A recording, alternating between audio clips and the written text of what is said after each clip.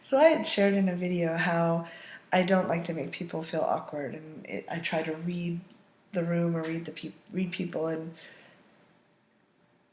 Go on. and find a balance where I'm not offending them. Someone wrote in that they had a very similar reaction. She said, "I usually gauge where someone is at with me and attempt to go from there. Some people are hard to read, though. I worry too much that I've offended people at times. Finding that safe balance for me can be a challenge. How do you do that?" I'm Reid Mahalko from ReidAboutSex.com. I'm Cathy Bertoli from theintimacydojo.com. And the answer is... I don't know. What do you think the answer is? I know Does that you're make you feel in. uncomfortable? I'm sorry. Is this awkward? I know your answer is likely to be What? to be self-expressed and let people take care of themselves. Oh my God, that's challenging. Yeah. That makes me feel really even more awkward. Nervous. Oh my goodness. We're all human! My answer is, when in doubt, ask people what's going on for them politely and with some personal space. Don't get in their face and be like, "Are you okay?" But what you can't say is like, "Hey, I'm not really good at reading people, and I'll get nervous and get in my head trying to figure out what's going on. May I just ask you how you're doing?" Yeah.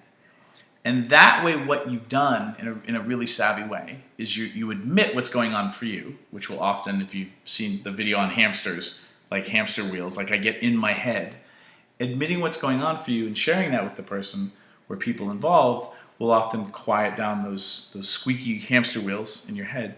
The other thing is you admit a vulnerability, okay? And remember, folks, unless you're working in like some, I'm gonna pick on Wall Street people for a second, but like, this isn't fifth grade anymore. Yeah. If you're in fifth grade and you're watching this, good for you. Good job. You're awesome. Yeah. You're gonna be awesome in life.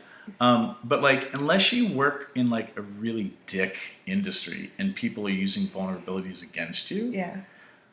you sharing social situations of like, hey, I'm not good at reading people, and I get in my head if I'm trying to read minds and guess, may I just ask you what's going on? What you did is you say what's going on for you. You admit you're not good at this, which sets up the context as to why you're asking how they're doing. And you're encouraging and role modeling for them that they can do the same thing. And most of us are trapped in that 6th and 7th grade hell. Yeah.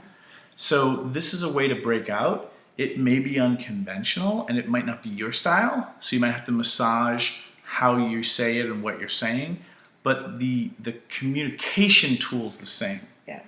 I'm building connection with somebody by acknowledging how awkward social situations can be for me and then asking for more information.